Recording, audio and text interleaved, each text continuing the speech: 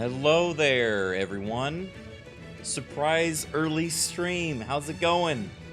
What is up? And welcome. We are returning to the cursed game that is Halo, because we have a very special stream planned for you guys today, and I will go ahead and introduce it with my guests in just a moment. We are returning to the same setup that we had done before, in which we are playing a random game. Today we are joining Halo and exploring the deep world of the Halo modding community with InfernoPlus, Lawrence, and Bruce. If you remember, we did this with SCP with the Vulcan before, and we're going to be doing this now. I think once a month is the goal. So without further ado, let me introduce them, and we are going to go hop right on in and talk about what's about to happen. I guess that makes sense. Just get a really old MacBook and use it as an audio mixer. That's insane. Right. Hey! Ready to go live on the internet. The chat logs are flying past. Everyone's pogging out of their minds. It's time to hit it. So I'll introduce this one. Hey everyone. This is a special episode of Talk to the Internet in which we're going to be interviewing / just hanging out with a bunch of really talented and interesting people across the different facets of the internet. Today, we're going to be talking about the Halo modding and just in general how weird this game is and how it's put together with the very talented InfernoPlus over here. Hello, Inferno. Thank you for joining us. Hello, and thanks for having me on. Yeah, so for those that don't know, Inferno has a very fascinating resume, I would say, of modding in games. I think you started with Dark Souls, and then you've more recently moved to Halo modding. You may have, if you look on YouTube, there's a very famous video of his cursed Halo, which is, well, I'll let you describe it, but it's we've played it on stream before with him, and he's very talented. So in the background of this little chat, we're going to be playing on one of his maps called the Desert Bus map, where, well, we'll see that in just a moment, but it's just a nice drive, okay? So why don't we hop on in, and then we can get to hanging out. Join channel all. Started, man. Join channel team. Oh god. I've never done a Join road trip channel with voice team. anyone. I've always just Left driven like channel 20 voice hours straight squad. by myself, so I'm Oh, very that's- excited. That's the whole point of a road trip. There's so much fun when you're like with other people. Wait, I take that back. No, I actually did do road trips. Yeah, they're way more fun with people. Oh wait, we're on one team and he's on another team, huh? No, we're on the same team. I managed Oh. to... Switching teams is like a process, but you can do it. So there is no blue team. Yeah, it's just us. Oh great. Hey, look at that. Oh. That is unusual. Go hop in the bus. Go get in the. I mean, I did this for 16 hours with Boone. It's changed a bit since you did it though, Bruce, because we're now Oh, has playing it? on the cursed Desert Bus map, which is his most recent creation. What do you have to say for yourself, Inferno? What the hell am I looking at here? If you can drive this for more than 100 feet, I'll be impressed. For our audio listeners, this is a Warthog with, I would just say, hyper hydraulics. Oh, you got to jump to get into the. It's on top. stilts, yeah. Hell yeah! Oh yeah. Oh my goodness! It is really just. It really is on stilts. Is this what it's like to wear high heels? I can imagine, yeah. Oh. Oh, it's wobbling. Whoa. Okay, Oh. that's pretty Oh. good. Whoa. Oh, And there it goes. for anyone listening to audio, our stilt car is just capsized and it was terrifying. Maybe we should find a calmer Get one to the- get us going. Get the limousine. Go get in the there's So many limousine. good ones though. Look Yeah, at this. go- I got a go hop big in the- wheels. Go hop in the limousine, dude. The Warthog limousine. What is this tiny one? It's a short hog. The short hog. It's adorable. Can we all fit in the short hog? All right, It I'm only gonna, has 2 seats. I'm gonna. It has the Yeah. tightest turning radius of any warthog. Inferno, can you hear me? Yeah. Yeah. I just have some like real quick questions about mods in general. Like, first of all, how did you get started with this stuff? What inspired you to get into this? Honestly, I was really young. The first game I ever did anything with was a game called Nox, made by Westwood in 1999, I think. Okay. It was like Diablo, sort of. Yeah. And there was some tool developed by some random I don't even know who at this point, but yeah, they basically made this tool that had a bunch of like hex editors, and you could do map editing for it. And I was like 12, and I had no idea what I was doing. But that was the very first thing I ever did, like modding and coding wise, I believe. Okay. Did you know how to code, or were you just like, No, I'm just gonna learn? I was 12, dude. Yeah. I didn't know what I was getting into, but I kind of figured things out slowly over time. Was it just trial and error? Like I'm gonna fiddle with this, it broke it. I'm gonna fiddle with this, it broke it. Oh, it yeah, did very break much. it. Okay. Very much a lot of crashing. Do you have a memory of like what the first in your eyes like success was at that age when you made something that was like completely original and you're like, wait a minute, like I can keep going with this, you know? Yeah, there was a lot of little things. Particularly when I first actually made like a custom map for that game that was like, totally functional. That was like a huge like, wow, you could do. It's cool. It's like that thing where like you learn like a whole new like field of study. Like there's so much you could do. You have all these different ideas that come from that. It's like the door being opened to a whole new world kind of thing. Mm-hmm. I also remember when I first learned 3D stuff. Because Halo, I modded Halo when I would say like 2007. You know, like when I was in high school, middle school. And I learned 3ds Max at the time, and that was a journey for sure. Because, and it's funny how far it's come too. Because I still have the really old copies of 3ds Max, and I have some of the newer ones, and they're just so different now. Yeah.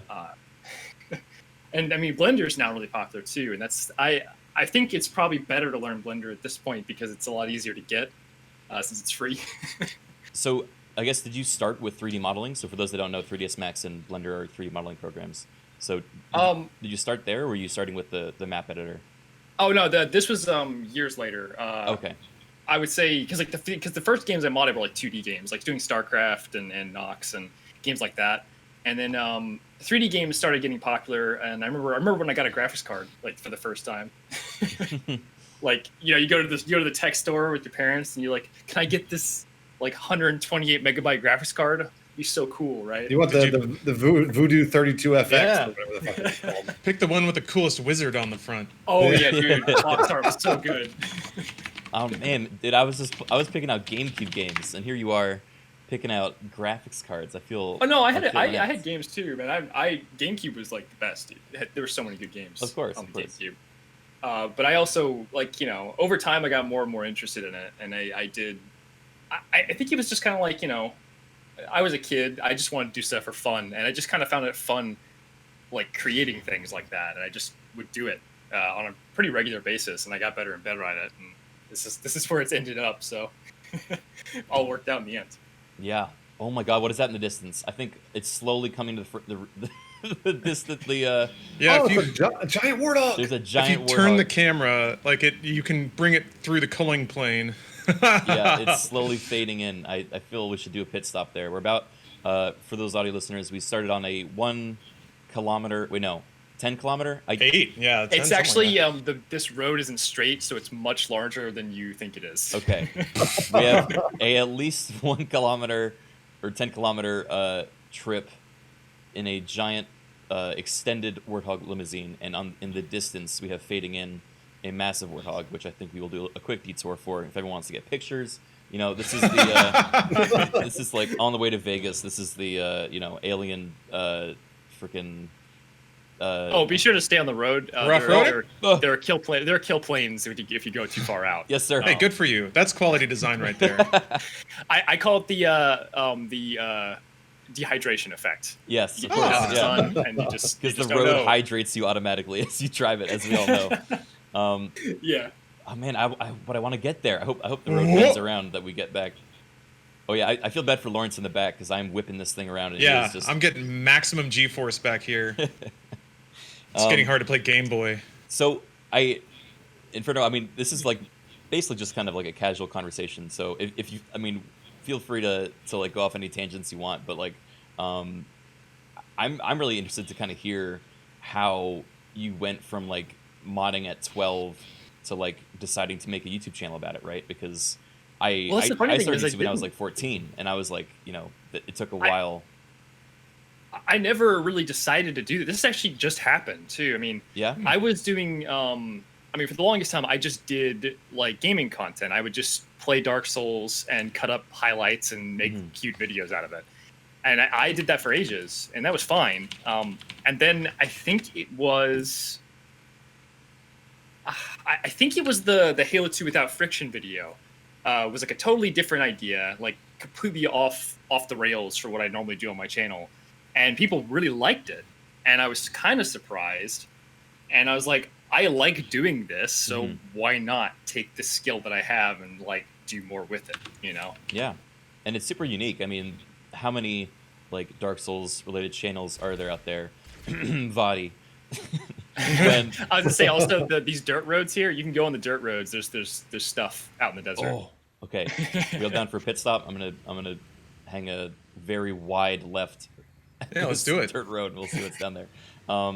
But yeah, I mean, like, there's obviously everyone makes their kind of unique brand, and it's cool to me that you're combining a passion you had that's super distinct from when you were 12 with, you know, your modern YouTube channel, and then it worked. You know, that's the dream for everyone, right? Yeah, like it's interesting too because you know,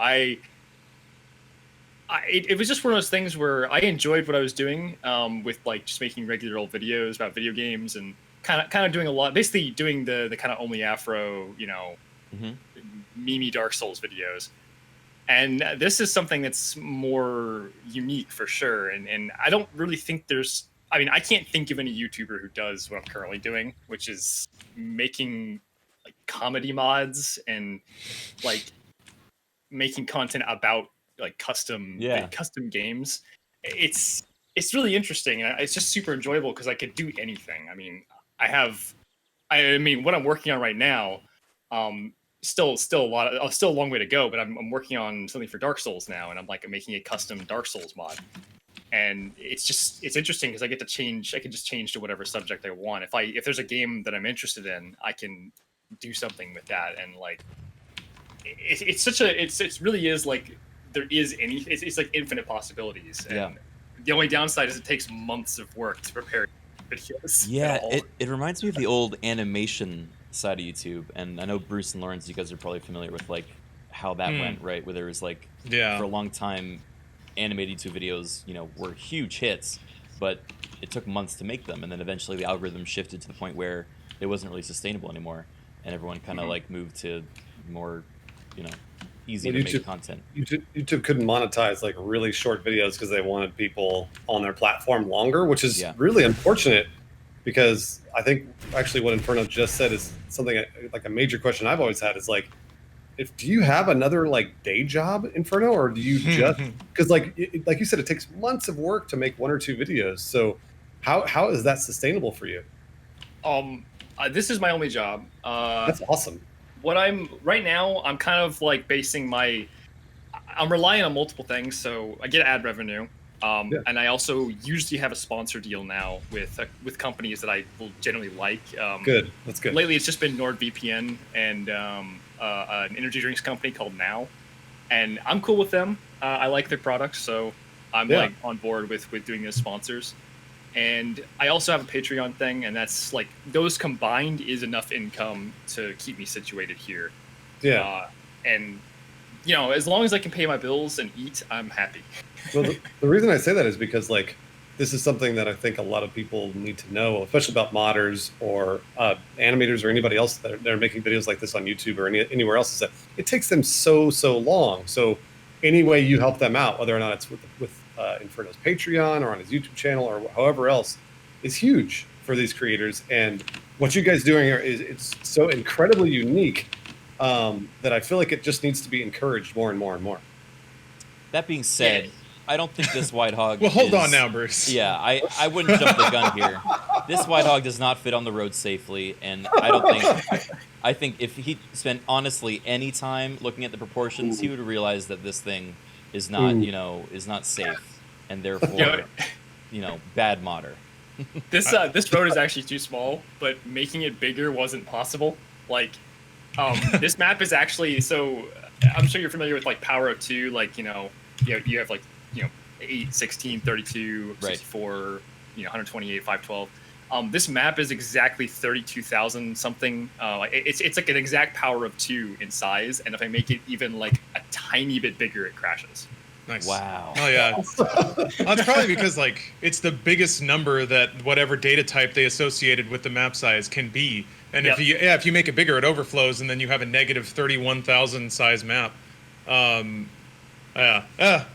design is cool. Well, it's interesting because like it's almost like I make this analogy a lot, but it seems pretty accurate. Most people understand video games the way they understand cars, which is that they interface with it on the surface level, and then they kind of develop interesting ideas about how they actually function under the hood, because all you get is like input output. But you're kind of digging more into the motor, like you're in the engine, you're in the guts, messing around with it. So has that changed the way that you experience or interact with games at all? Now that Oh my god, you've like cut through the smoke and mirrors to a large degree. So with Halo, I know a lot of details about like the inner workings of every component of it.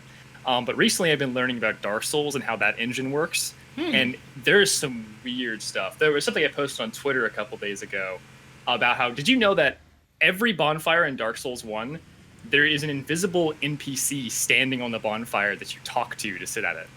I saw that post. It blew my mind. What have you named this invisible bonfire holder? The actual keeper, right? Not the one in the lore, but the actual invisible model. I think Bonfire Chan is good. Okay, that works. Does it have proportions? Like, Coon? is it just a collision box, or is there actual like a humanoid form there or something? It's actually intangible, and it's more or less like a point that just sits in space. It doesn't have anything physical to it, but it does exist. It is there. Point. Right. Yes. Yeah. Wow. That makes total sense, because the developers they probably, the way they were designing their game, they had those sorts of interactions were always an NPC, and they're just like, just throw another NPC in there, just make it invisible. See, I think it's funny because Halo is one of the games I'm most familiar with. I always think of things in terms of like Halo's design, and Halo uses what they call a device, which is a special type of object that you interact with.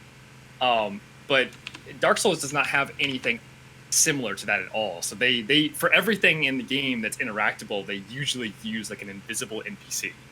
And it's such a weird way to do that. I just thought it was funny.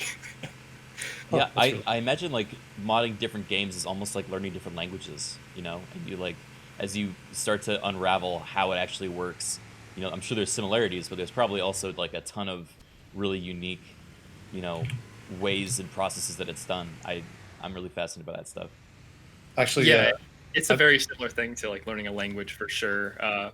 There's syntax to a game, like in a way. It usually is kind of abstracted out to the point where you're working with like larger like I don't know what to call like structures of data.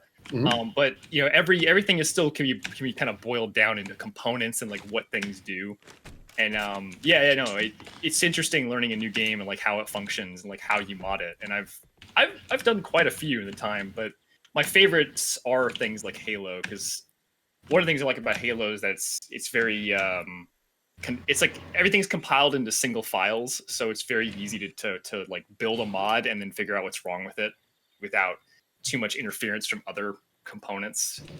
Yeah, I actually have a question from my chat. Oh no, Kitsune, and they're asking, what are you guys doing? They're asking. A car just respawned and crushed me, so I'm gone. All right, it's down to you guys now. Kitsune was asking, what's the weirdest thing you've discovered while digging through the Halo engine? There's a lot of weird things. So one of my favorites is there's a lot of stuff left over from really early versions of Halo 1. Like the pre, like almost the point where like before it was even an Xbox game. for example, the screen flash for the plasma grenade is green, despite the fact that plasma grenades are blue in every Halo game. Because originally the plasma grenades were green, and I think the plasma rifle was also like there's just like a lot of stuff like this where like the plasma rifle was originally the same as the plasma pistol, where it had a charge shot, and they changed that like right at the end of development, and like all the files are in the wrong places in the core. Like when you break down a map file into its components, like almost all the data is in the wrong folder because they changed this at the last second. They didn't have time to fix it all. And there's lots of weird things like that you'll find. There's also an enemy type called an engineer that's like partially finished. That's not in this game. It's not in any of the Halo games. They kind of took it out, but it is in the lore. And they're like little squid monsters that are really good with electronics, and they fix things. Whoa, that's really cool. I'm like that's stuff I've never heard before. Do you find like comments in the code that were left by the devs that you're able to like unravel these things and these kind of like? Well, it's not the code because you can't really get the code for this game unless you work at Microsoft or 343. But it's just like what you find in the data for the game, like the models that are not finished or like half finished that are just kind of left alone. There's just like lots of pieces of things, and you can kind of find that stuff and reverse engineer what it was for in a way.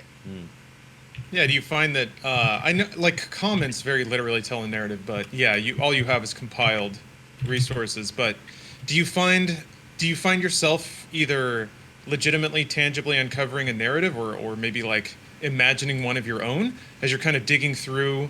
Basically it's almost like digital archaeology of rumbling around in the bits that aren't intended to be seen. So I know that I do that a lot whenever I play a game, even from the surface level of it, just being like, this seems like it was unfinished, or here's an idea that wasn't quite executed completely. And you can kind of sort of see some of the history of the work that went into that project. I mean, gosh, what is it? I won't go too heady into it, but like that notion that once people work on something, they kind of invest their spirit and their soul into it, and you kind of get that reflected back when you interact with that thing. Oh yeah. There's a lot of spirit in Halo's code. My favorite is when you improperly compile a animation graph with mismatched checksums. You get a message that says, "Please have Jason push you around in a wheelchair." Someone at Bungie at some point, there was some inside joke they had. We just get the remnant of that afterwards. That's so interesting. It really is like a spirit, like a ghost of the game that is like, captures a time. That's so cool. I love that stuff. There's also the great story about how Halo 2's map editor, when you mess up the export to like from a map file, you get a literal picture of one of the developers' asses, and it says ass error. And like they had to like retract the whole editing kit and like do a recall because technically it would have changed the rating from like teen to M. Oh my god. Yeah. Ever since Hot Coffee, if it's on the disc, it's part of the rating, which is so strange, man. Oh, that is awesome. Yeah. It's it was always so fun, specifically with code, but to just when it's, I don't know, we get these like polished products at the end of the day, and often if it's from a big studio, a lot of those weird, quirky bits of humanity get sort of scraped away because, it opens you up to risk. Somebody's not going to get the joke, or they'll just think accidentally seeing a butt isn't funny. But it is fun to kind of scrape away the layers where there is that humanity left, where it's impossible to ignore that people made this thing and they worked on it for years, and part of their life kind of slipped into it whether they liked it or not. Yeah. Look at this tiny car. Look at this small, tiny car. God damn it! You want to take the wheel, Criken? If I can manage to get up there. I don't know. The thing's pretty large. Oh, right. Yeah, you may have to extend us back to one of those buildings. Alrighty, I'll stay far away from those feet of yours. You keep going. To extend the narrative to the audio listeners real quick, we are now in a... Does this have... let's see here. Yeah, what is the name of that one? Warthog?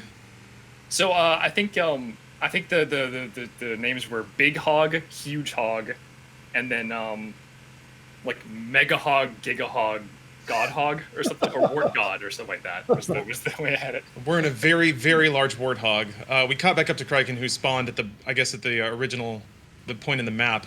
Had to turn around and get him. and he just buzzed right under us in his puny small car. This is actually the double hog. There's 2 different fronts of it. Oh, that's So, not even the tiny one? Yeah, I'm very curious to see what happens if someone gets in the other front and if they drive as well. Only one person can drive at a time, but either seat can be the driver's seat. Oh, That's a limit of the game itself. You can't actually have like Right. 2 people controlling it at once, unfortunately. but like if I put my hand off the keyboard, then they could just start piloting it from the back. You'd have to get in and out. It's like Okay, whoever okay. got in first gets to be the driver. Yeah, makes sense.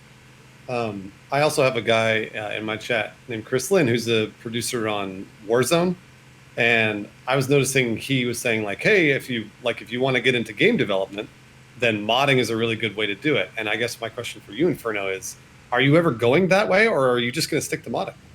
So I actually want to ask a similar question back, but I don't know. Yeah. I like what I'm doing right now, and I'm going to do it for as long as I can. But I do wonder what I'll be doing 5 years from now. Like if YouTube just blows up, like because Right. it does blow up pretty often. Yeah. And I had to change careers. I don't really know what I'd want to do.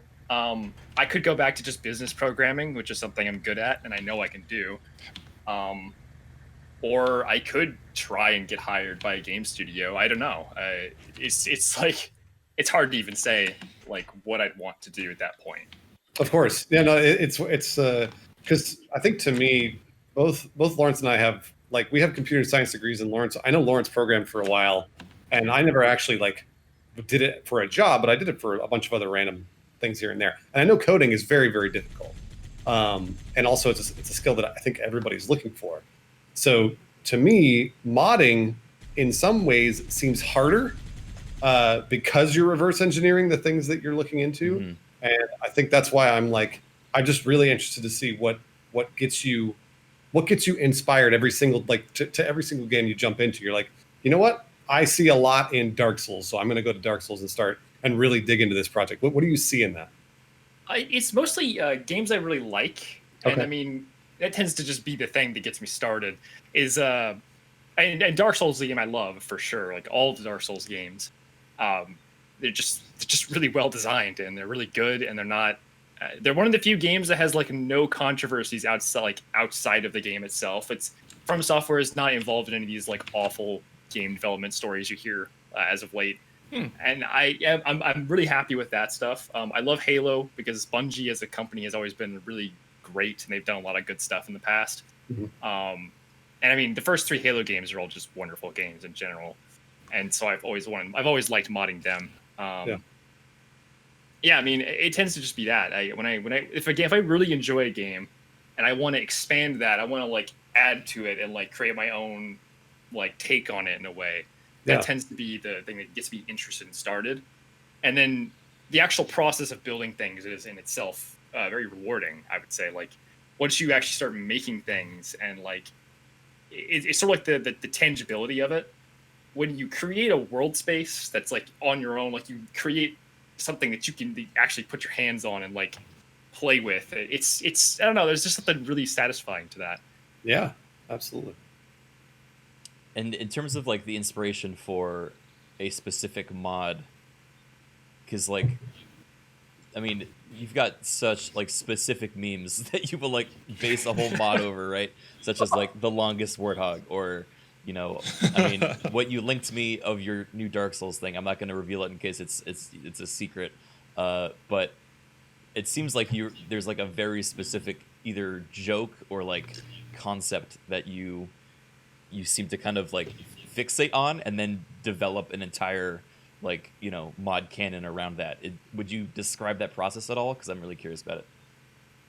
Yeah, so the first one I'd probably describe the frictionless mods I did were both based off of Tribes, and Tribes is a shooter from a long time ago that's based around jetpacks and frictionless boots. Hell yeah, Tribes gang. I Yeah, miss we love for it. life, baby. Yeah. We love it here.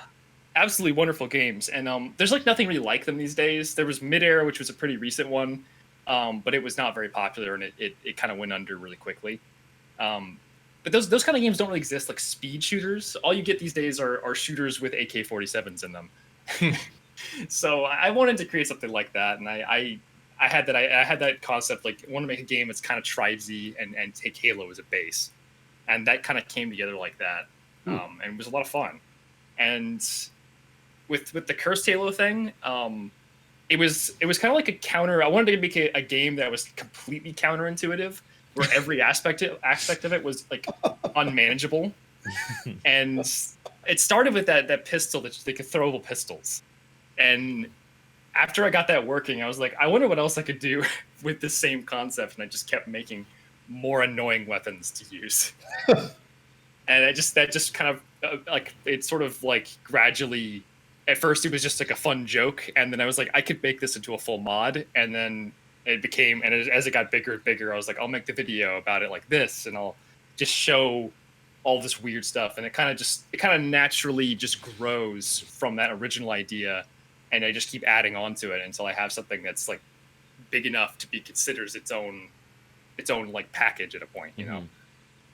Yeah, so you don't really start out with that end vision. It seems like you just start with like a thing you find interesting, and then the rest develop naturally. Yeah, except for this longest warthog, I had the envision at the start. Mm-hmm.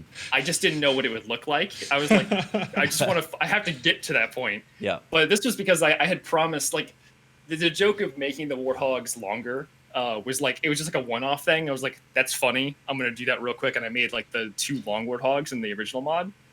And I thought about it, and I was like, how long how long can they get? Just at what point would it break? And like, the idea of that is funny on its own. Just the concept of like, how far can you make this thing go before it just blows up? And that just worked. And I just planned that out. And I did have to go one at a time. It took forever to like make 20 different warthogs that were all one bigger than each other. That was a process. That took multiple I see days. people. Yeah, I was gonna say people asking how long. Like, can you say like how many man hours did it take you to make, for example, one of the longest warthogs? Was it like 24 hours? Like coding hours? How long did it take you? Well, once you got in the process, I was doing them rapid fire. It doesn't actually take a long time to do one of them. It's just the fact that there was, I mean, this mod has 30 warthogs in it, and most of them, some of them are like completely unique, like the one that's just a turret with wheels. And some of them are like just one big. They're just different versions of each other. And I mean, like each long hog would take like an hour, I think, to put together. Ugh. So putting together 20 long hogs is like 3 days of work in a way. Yeah, absolutely. But do you feel like what you were mentioning about like pushing the boundaries, the pre-existing boundaries of an engine or game systems? I found a lot of fascination with that in or similar sentiments to that in the speedrunning community. How like they can sequence break or get out of bounds, and they push it right to the verge of like, okay, we know exactly where the boundaries are, that this rickety engine falls completely apart, but we can kind of push outside the boundaries a little bit. And what's, I guess, fascinating to me is that a lot of those decisions are entirely incidental, of like, they dedicated 16 megabytes of RAM for this instead of 8, and now you can do all this other stuff simply because you have the room to play around with. Is that a similar sentiment that you get when you get inside of a game's assets and start like nudging on things that weren't intended to be nudged? Yeah, there's a lot of things. A lot of times it's like, for me, it's things that are in the engine that weren't used. For example, Halo 1's code has, or Halo 1, we don't have the code, but we have the SDK. There's all these flags and like effects that are just not used in the original game, and they probably were used at some point in development, but were taken out, and they just kind of left the remnant of what it was. And I find that those are fun to play with when you can like, there's a mechanic in a game that's just disabled, and you, like in Dark Souls 3, the poise is disabled, and you can just re-enable it with a flag. It's like that's fun when you find stuff like that, and you can totally alter a game with something that wasn't really intended to be used in the end. Halo 1 has a whole bunch of stuff regarding like weapons blowing up. Like originally the plasma rifle, if it overheated, would explode or something along those lines based on what's in the tagging. And you can actually use that to do different things than was intended. Like for the there was at one point I made a version of the throwable pistols that when you threw it, you had to go pick it back up, and it was really annoying to use because of that. Because every time you threw your weapon, you had to go get it. But the way it worked was it actually exploded with an invisible explosion, and would then create a new one moving away from you. And so I was using a mechanic of the game engine that's not even intended to be used, and in a way that it was never intended to be used at all. So finding stuff like that is fun. I love that kind of stuff. There's a real magic to this. When Lawrence and I were making content at Funhouse, I know that Lawrence, both of us, we would always be looking for, there was a specific magic to a game that was, the game was kind of dumb, but it still worked, and it still had kind of derpy physics, but the physics were still pretty solid. And I've noticed that you do that kind of stuff with these sort of cursed mods, is that there's a balance that you strike between completely and totally broken and you can't play it, but also broken enough to where it's funny, but it still works. Like, is that just trial and error for you, or have you started to learn a method to that?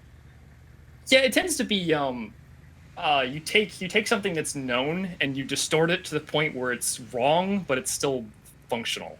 Like, there's definitely a balance to it where like you can go too far either way. It's very easy to mess it up, but like the idea is just that you just gotta find that balance between a warthog that's undrivable and just hard to drive. yeah, no, exactly. I think you're really, really good at it. Other games that are obviously really good at it, like GTA 5, they have really, really derpy physics, but the game still works, and it still feels like it is doing what it should be doing, but it's funny, and you're really, really good at that, and that's actually very, very hard to do. I mean, like this warthog. This is insane. This is warthog. The widest load I've ever seen. But it still drives. It still works. Yeah, it still goes. And that's what's awesome about it's cool. Like I don't know how much finagling this took on your part, but like it functions much like a warthog does. It's just with the added physics that you would expect of something of this this massive girth.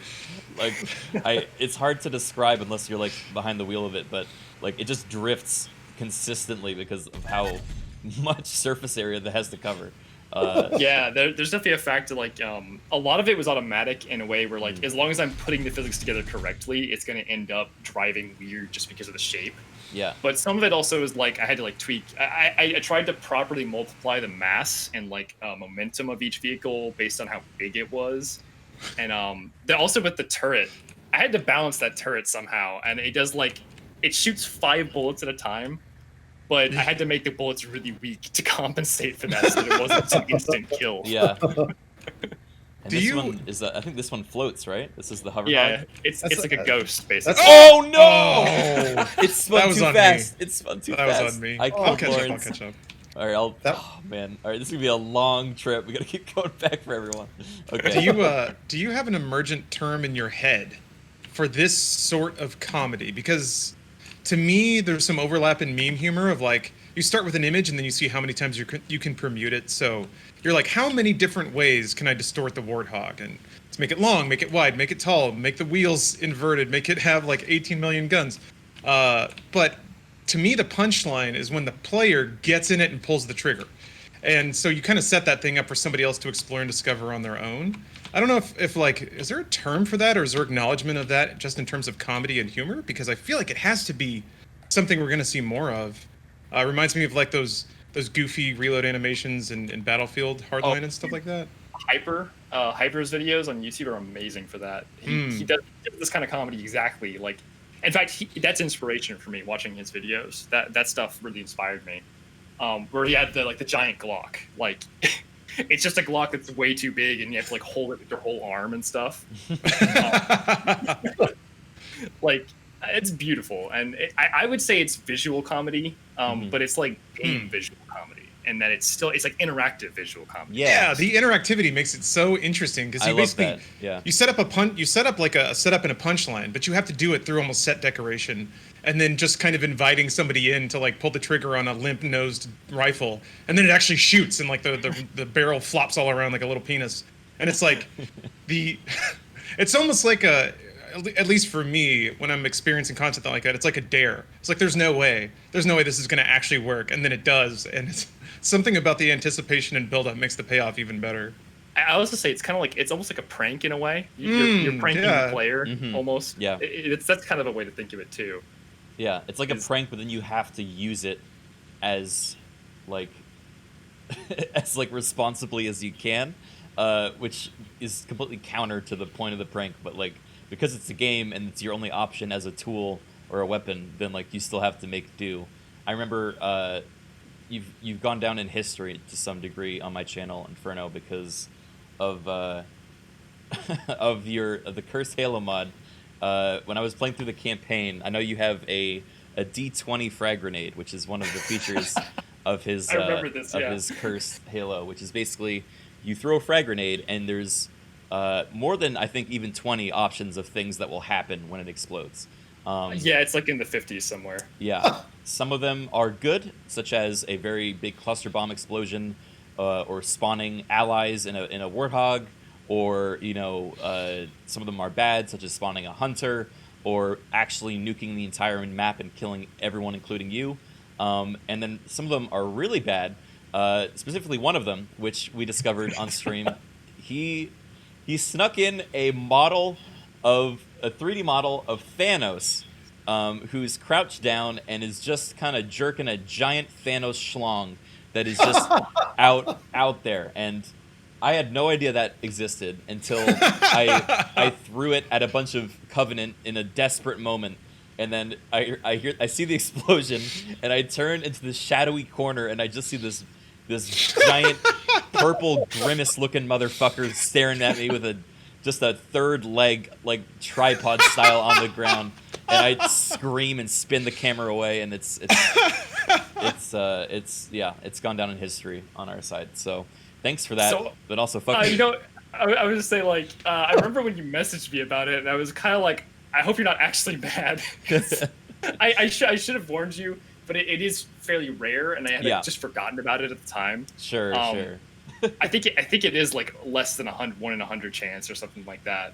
But the thing is that this is actually, like, I think, a problem, because I did not expect this mod to be popular when I made it. I had thought, it'll be funny. Some people will like it, but I did not think it would blow up. If I had known how popular it would be, I would not have put it in, because I got some emails about hey, this is kind of inappropriate. Yeah. Can I get that model? Hey, you got any of that model sitting around? Yeah, there's some of the inappropriate emails and a lot of the "where can I get Thanos" model emails. I'm gonna need that. Just don't ask why. Just a little fanfic I'm making. Yeah, that actually brings up a good point though on a topic that fascinates me. I feel like I said fascinated way too many times, but this has just been a really good conversation, so I apologize for that. But I really like the concept of making something that starts off as either an inside joke or a small bit, and then once it reaches an audience you didn't expect, it's sort of going mainstream, and then having to deal with the repercussions of that. Oh yeah. That's real quick, Lawrence. Which way did you go? Because I'm going back for you the way that we came, and I'm starting to realize you probably went the other way. No. I think I'm headed towards you guys. It's just the road has a pretty big bend here, so all right. I think it'll loop back around. We'll catch up soon enough. Yeah, the road's a big, long curving kind of switchback type thing. Did you do that to get more road in the square you were allowed? Yeah, pretty much. Okay, right on. I tried to maximize roadage. Yeah. To make this as excruciating as possible. Excellent, absolutely excellent. Do you find that through this process of making goof mods, you actually?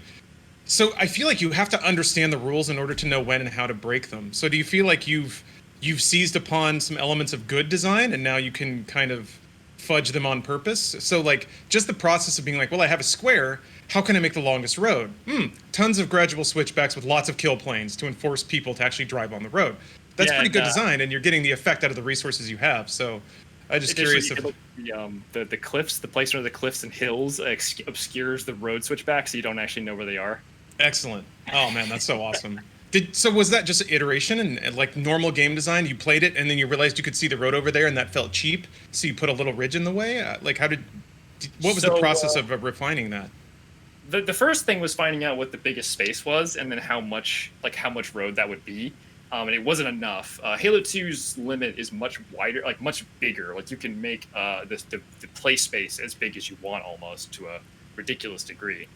But this, I had restrictions about the total play space. So it was all right. I kind of came with the generic shape, and then we did a quick test drive on a really rough version of this map that was just boxes. I got the concept of what I wanted, and then I did the actual work of. I made a spline of the road, which is like a. I don't even know if I can explain that one. It's a spline is like a curvy line. It's like a vector. And like I made the spline of the road, and then I converted it to an actual like surface, and then I like modeled the desert around the surface, and then I used some painting tools to like deform the desert into the kind of shape I wanted, and just tweaked at it for a while, and eventually got it kind of right, and then I cleaned it all up and did the texturing and all the actual like art stuff, and that was about it.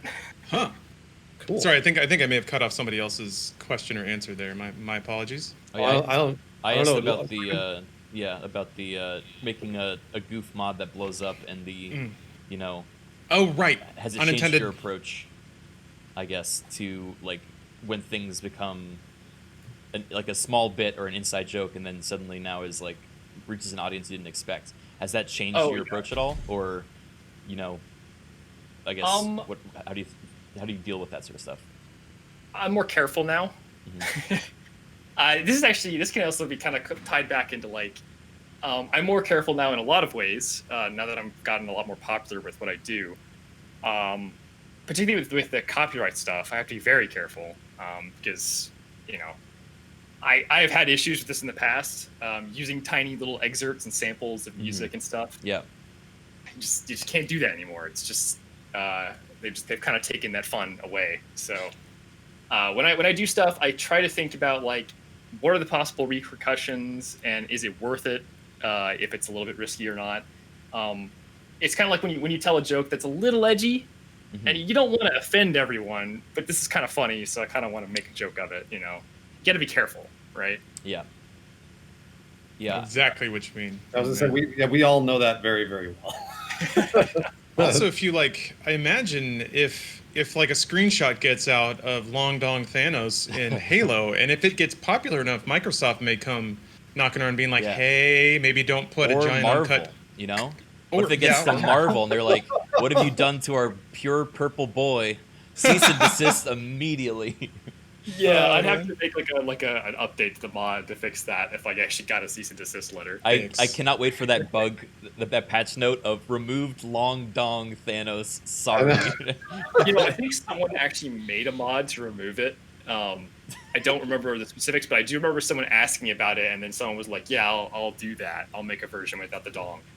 It's like, no, thank you for doing that because I didn't feel like doing it. It's like, it's killing your babies. You got to go in there and remove this little special guy that you put in. I'm glad that when I discovered him, he was shrouded in shadow in like the corner of the map, because it made it more terrifying in some ways. But if he was like in the bright sun right in front of me, I don't know if I could get that vision out of my eyes. But at least now there's some mystery to it, some taste. Burned into your cornea. The funny thing is that image is like an image it's an inside joke for me and my friends, and we would send it to each other in Discord all the time. So like the fact that got put in there was because of that, because they're the ones who play tested the mod. It's your version of Dave's butt or whatever. Yeah, exactly. Except it's the ass error. Yeah, it's the ass memes error. beget memes. I love it. Yeah. Well, speaking of people that want to actually sponsor us, even though we have Long Dong Thanos in our games and content, because you were talking about NordVPN earlier, Inferno, they're actually sponsoring this podcast too. Wow. Yeah. Talk to the Internet is sponsored by NordVPN. If you go to nordvpn.com/talk-to-internet, right now you can get the 2-year plan plus 1 month free for 68% off. I'm staring at the deal right now, and it says there's like 7 hours left on this, but I don't know what the new deal will be when this podcast airs.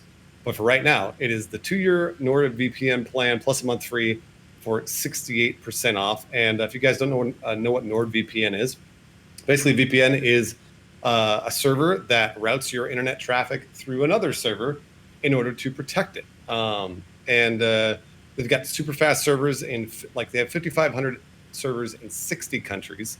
You can actually watch region locked things like Netflix through that VPN if they're routing through different countries. 30-day money back guarantee on NordVPN. Protects your data while you're traveling, obviously like in public, like in coffee shops or at the airport or whatever. There's a CyberSec suite which acts as an ad blocker. There's also a really fast connection that they've got for NordVPN called NordLinks that increases the speed in the case you're worried about your internet speed going through a VPN. No data logging, 24/7 customer support, works even in China, and there's up to 6 simultaneous connections, which is really cool with NordVPN. So it's compatible with most operating systems. It's literally you just install it on Windows and you just click one button and it's on. It's that simple. There's also an extension for your Chrome browser if you don't want to use VPN to route all of your internet traffic through. You can just route some of your browser traffic through the NordVPN extension, unlimited bandwidth, et cetera, et cetera. So go to nordvpn.com/talk2internet.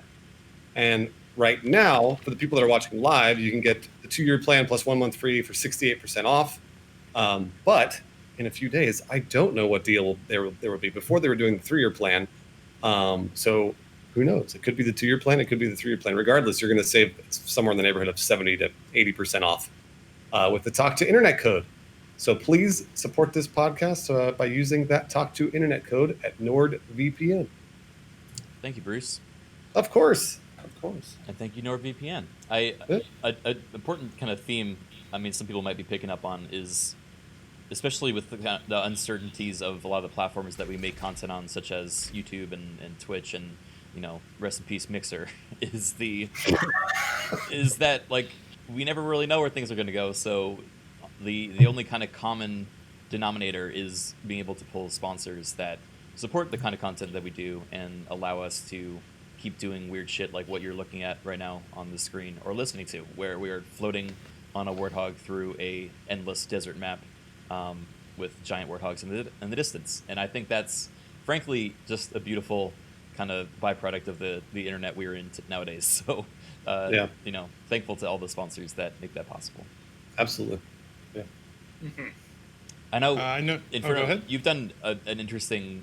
His approach to sponsorship has also been modding in sponsor items or kind of elements into some of the mod packs that he makes. I'm kind of curious on what that process is like, because that sounds like a very interesting way of doing it. I think that's brilliant. Like having a segment of your video actually include a sponsored item in the mod pack, and then you actually get to use it for the rest of the playthrough.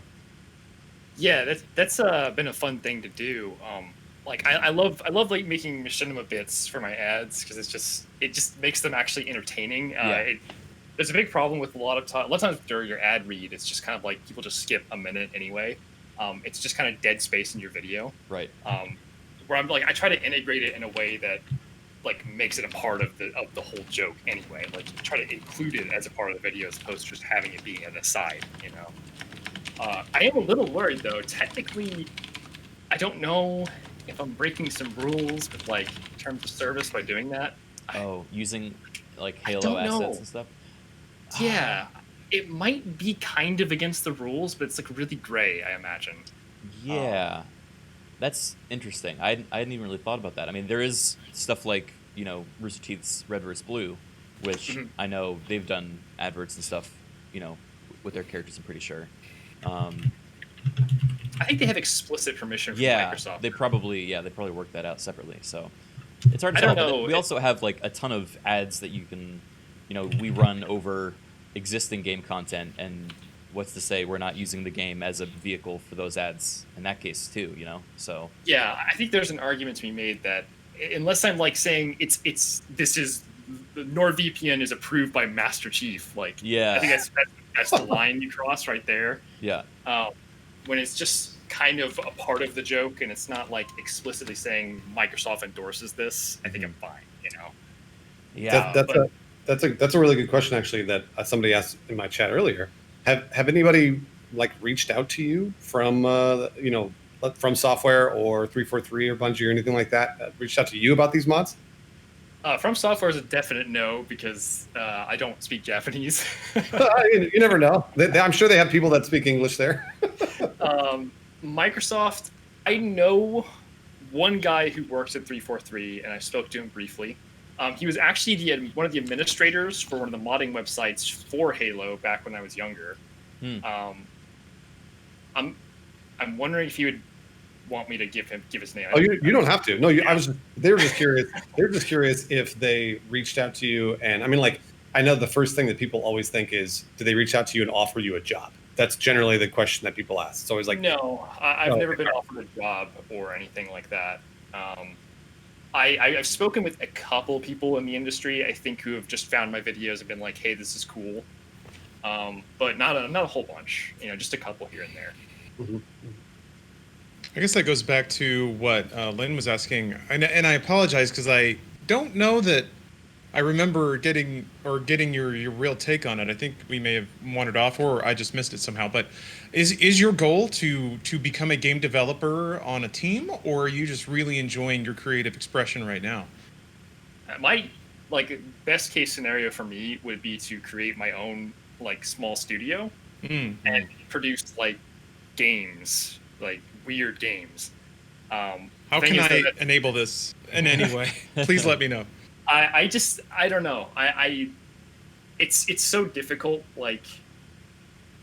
I'm not a business oriented person at all. I am terrible at that kind of stuff.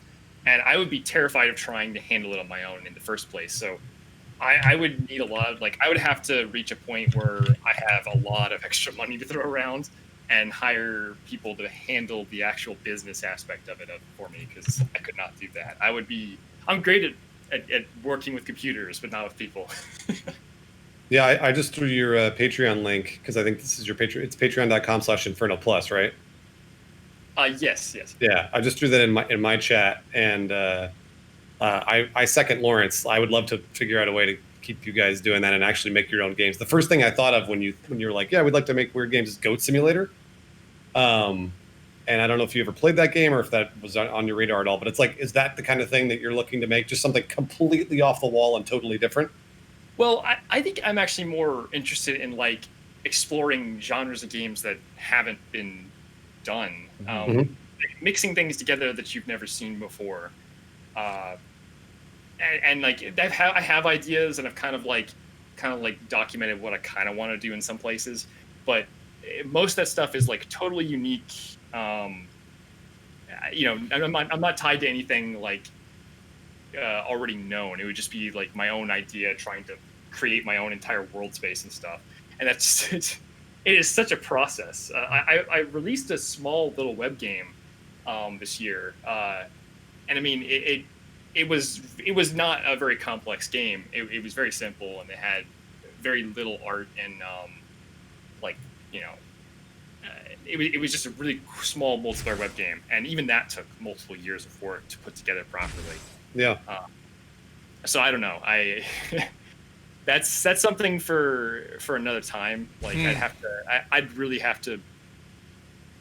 There's a lot of work that would have to be done to even get started on trying to build a full game from scratch with a team.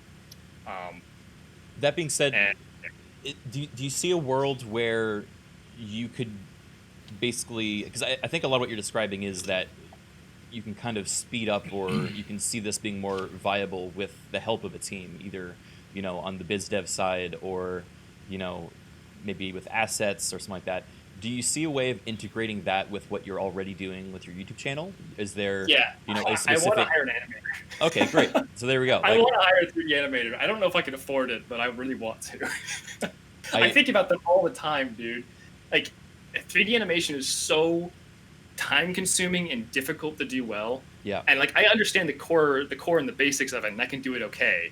But if I had a 3D animator, that would cut some of my dev time to it would just cut out so much time spent doing that.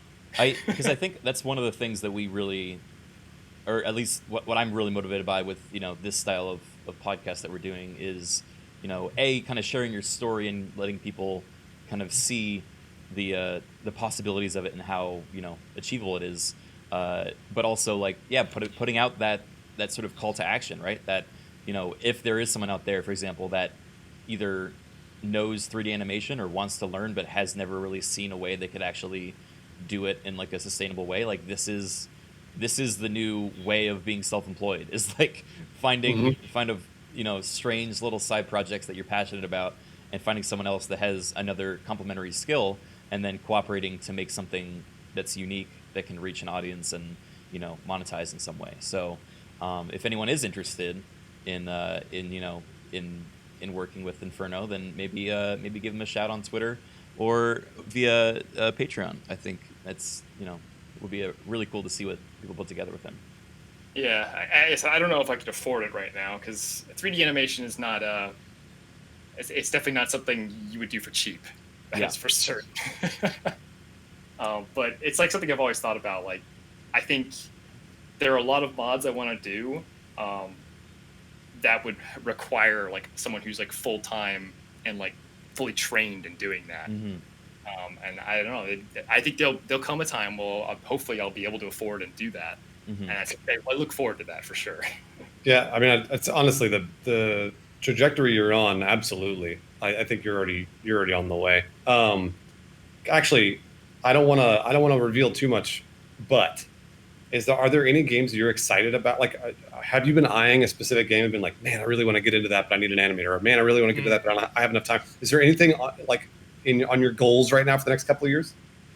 One of the ones I've thought about, and I have not guaranteed I'm going to actually. I looked at the source code for it, and I kind of thought about doing this, making a mod with OpenMW, which is a Morrowind rewrite project. Yeah.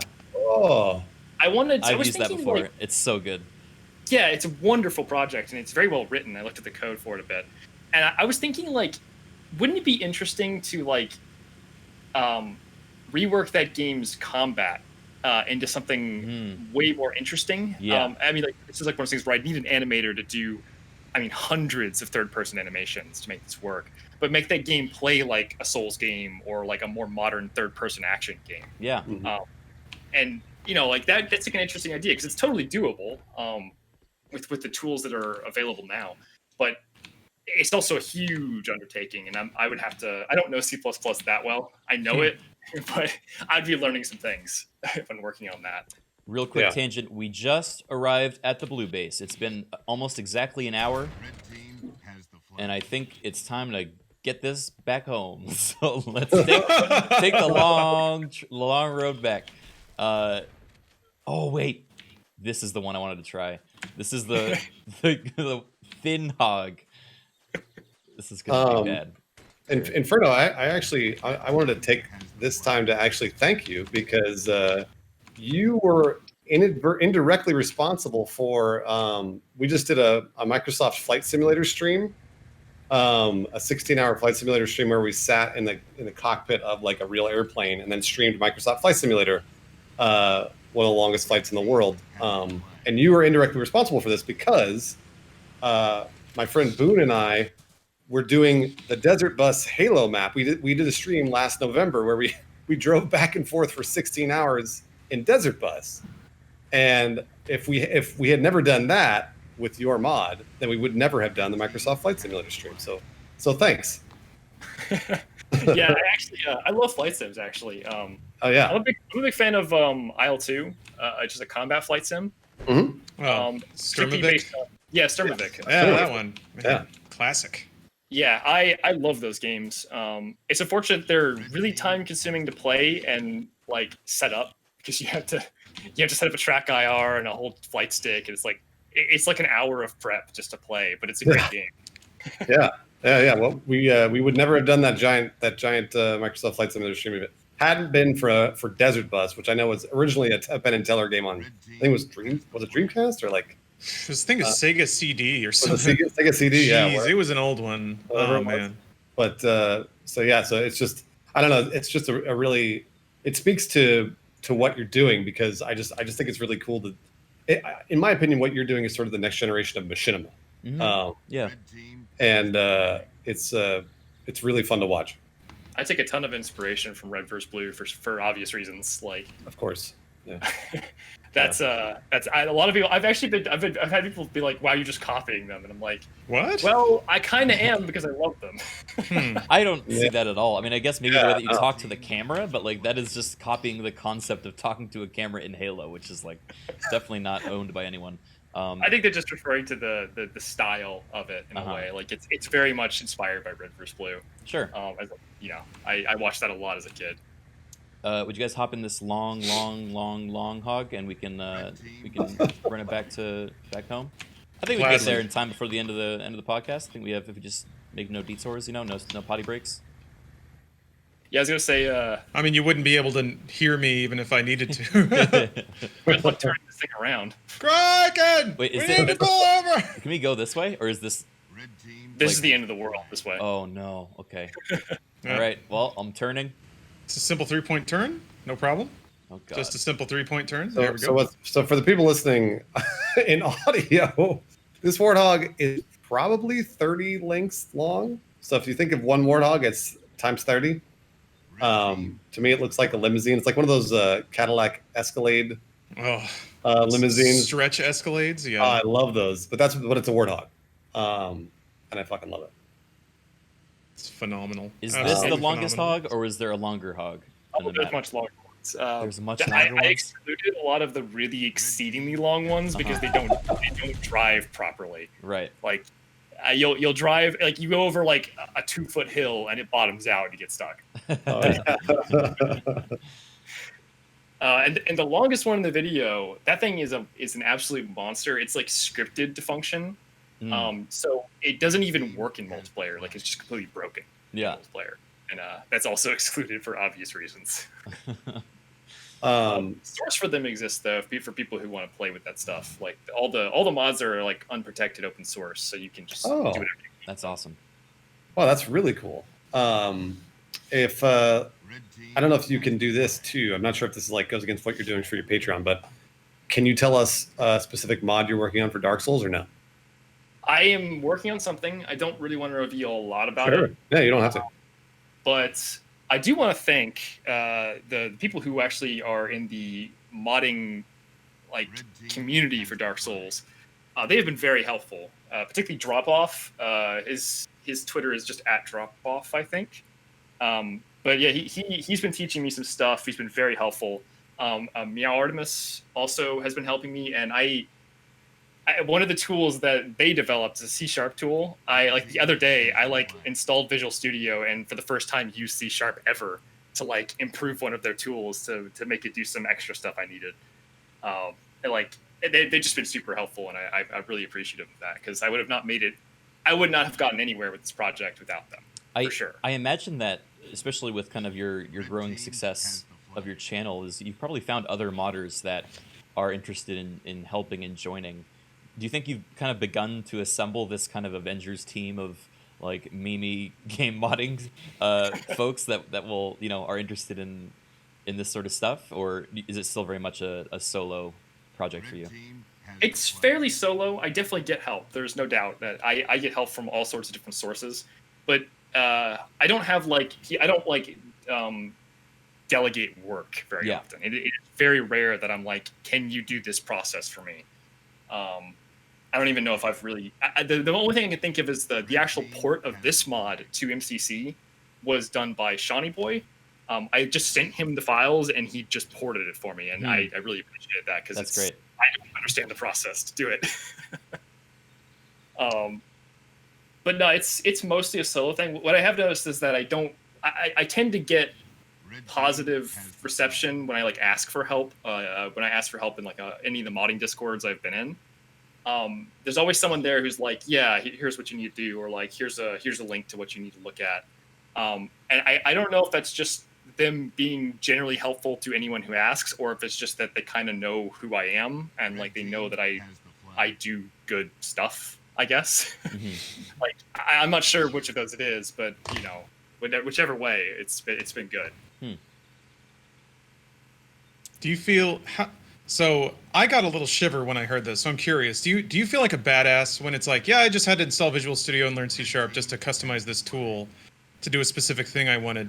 It sounds like you are very accustomed to hitting barriers and then learning what you need to move through them. Oh yeah. It's definitely a flex moment. It's definitely yeah, I just learned C# yesterday. That's wild to me. I mean, to a degree, once you learn one language, you can kind of translate those concepts. You just have to learn the syntax and the philosophy behind it. But yes, there's always some stuff the way that the structs work in C#, or I don't know if they're actually structs, but there's something like that. Didn't really know how that worked at first. Took a little bit to figure out. But it's like Java. It's like Java with extra steps. Ugh, you just said the worst possible thing. Lawrence hates Java. Yeah. I actually like Java, so I don't know. I did too. Yeah, I did too. Give me my memory allocation. You know, I'm gonna do it anyway, Java. You're just making it harder on me. I'm gonna do it. I'm gonna mess up my RAM. You can't stop me. Anyway, that means nothing to nobody. I mean, well, it's funny because somebody's like, Java's trash. So in my chat, which is hilarious because like most of the internet's built on Java. But JavaScript. Yes, exactly. That's the thing is funny just because Java is I think would say pretty easy. It's pretty easy to learn. I think unless you really have a hard time learning programming languages. And what do you spend like the most time in using in terms of like modding and stuff like that? For modding, it's not really much programming most of the time. It's usually more just working with tools and SDKs. Oh, okay. But with programming, I honestly end up using JavaScript the most lately because it's just everything is JavaScript. JavaScript is just taken over. It's everywhere. Huh. I mean, Discord is JavaScript, isn't it? Right? It's like the are you team JavaScript or team HTML5? And it seems like JavaScript's winning that bizarrely. They're the same thing. I mean, you can't have one or the other. Oh, that's a good point. Yeah, you're right. They're kind of like tied together in a way. Inferno, has there ever been a set of kind of modding tools or SDK that you have begun to work in or kind of start learning and then just decided it wasn't worth it and given up? I'm gonna say Skyrim as a joke. I didn't give up. I finished that project, but Skyrim definitely tried to make me give up. There's definitely that one. Was that like the sloppiest out of all of them you've seen? I think sloppy is a good word. It's not bad. It is very. It's like a Swiss Army knife with 10,000 tools, but half of them don't work right. So. Just kind of like putting your palm to the earth and feeling the rumbles coming up. Do you feel like Skyrim is, even playing it, you kind of get the sense that it's like there was a base of bad or of incomplete decisions, and then people had to build on top of that, and then people had to build on top of that. So now you have these dev tools that don't function as you assume they would, but I'm sure all the developers know the quirks and build around them or build on top of them, which is even scarier. That's let's call it pitfalls with anything. Okay. It's the pitfall. It's like when you know where it is, it's fine. You just work around it. But the first time through, you're gonna fall in it every time.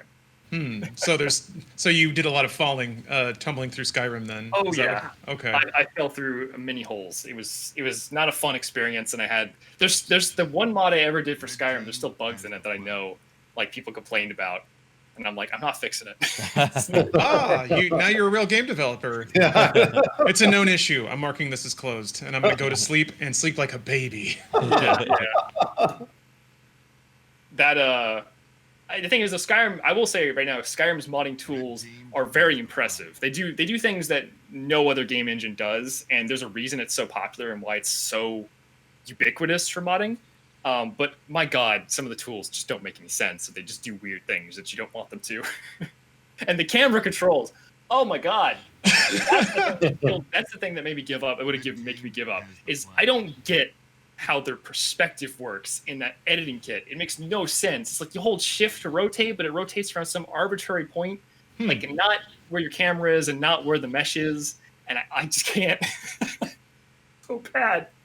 Actually, Speaking about camera controls, I don't know if you've done this specifically with your own mods, but have you thought about modding in camera controls to games that don't previously have them in order to achieve a similar level of machinima making kind of potential that some of the games that you've already made videos for do, you know, like allowing you to have like a free cam mode and stuff to get shots that weren't possible in the base game? That's way outside my field of expertise. I'm not... So there's people who do this, and they're very talented, where they just use cheat engine and they just reverse engineer the game assembly like as it's running, and they just figure things out. I don't understand what they're doing. I can do very basic like real-time memory editing stuff, like just changing values and finding things. But what they do, where they add like free cams to games that don't have them, or like unlock like there's a guy who's called Lance who does this for like the Souls games. He like does this on dev kits for like PS4s and stuff. Yeah. And like he unlocked the dev menus and the free cam and Bloodborne. That guy's a madman. That's I have insane. no idea how he does that. So they actually watch the assembly real time, and they can kind of piece out where in RAM to start poking to see if they can Oh get yeah. into. Have you ever That's played around insane. with Cheat Engine, Lawrence? It is I have a little bit. fascinating tool. Yeah. I basically imitated. I think it was. I can't remember which Vine sauce it was, but did like N64 corruptions way back in the day. And yeah, that's the extent of it. Is I basically just copied the corruptions that they used that were stable enough. One of Right. those things. Yeah. So that's the extent of it. Is just that's the mucking around I've done, and that's on an N64. That's not on a PS4. That's not on a PC. That's like very finite Yeah. amounts of RAM, and everything is like nice and caged in its little pens, and there's not that much to look at.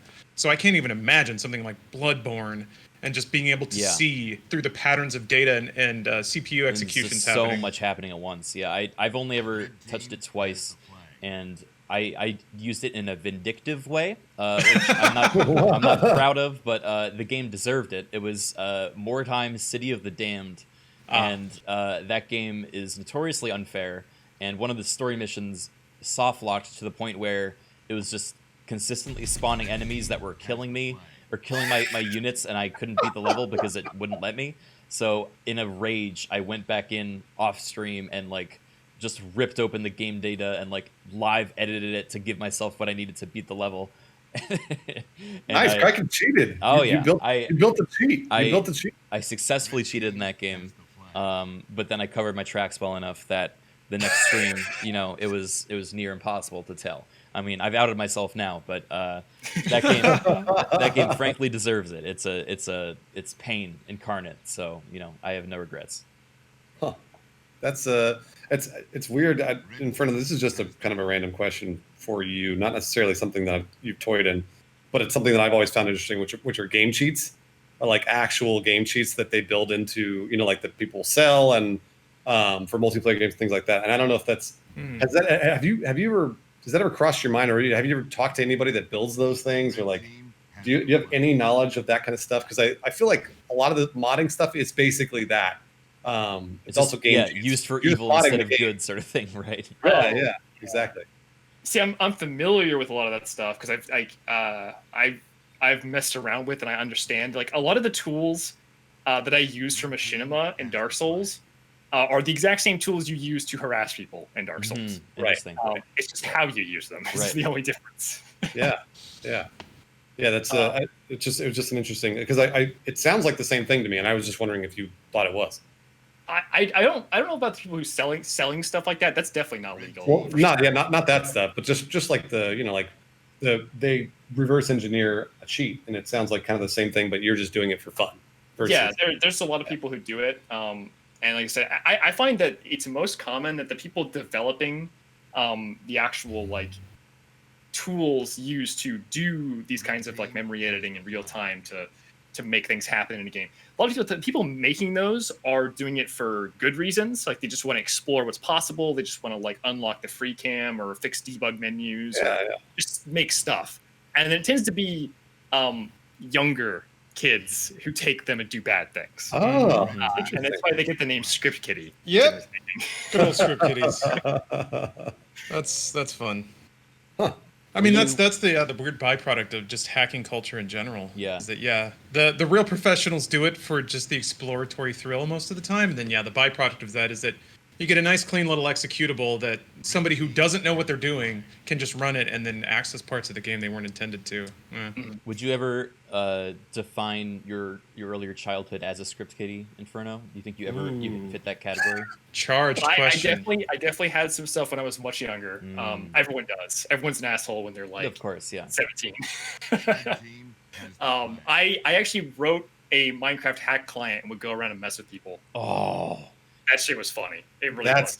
That's awesome. let's hear a story of the dark side of Inferno's past. I want to hear. Oh yeah. Or I like wrote in stuff so I could like track where other players were within a huge radius, so that I would like sneak up on them and like just do mean stuff. And that was it. It was silly and stupid.